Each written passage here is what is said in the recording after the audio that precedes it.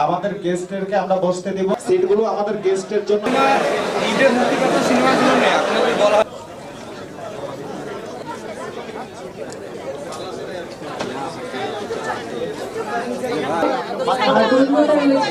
এবং আপনাদের সকলের সহযোগিতা চাই। প্রথমেই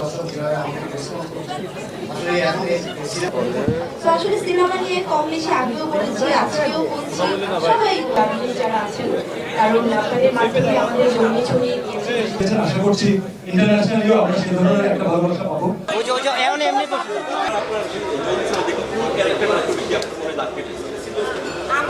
তাদের কাছে পৌঁছাবে এবং আপনাদেরকে যেভাবে করে কাজ করেছি আমরা আসলে এক্সপেক্ট করি যে সেটা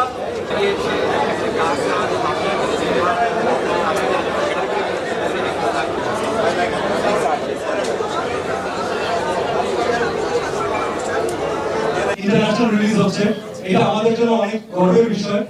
বাংলাদেশের সিনেমা বাংলাদেশের মানুষ তো দেখছেন, প্লাস দেশের বাইরে যারা বাঙালিরা আছেন তারা দেখতে পাবেন এবং বাংলাদেশ থেকে আপনারা যে ভালোবাসা দিয়েছেন আশা করছি ইন্টারন্যাশনালিও আমরা সেই ধরনের একটা ভালোবাসা পাবো। আপনাদের বেশিক্ষণ সময় নেব না। আর লাস্টে একটা অনুরোধ থাকবে, সিনেমাটা এখনই শুরু করবো আমরা।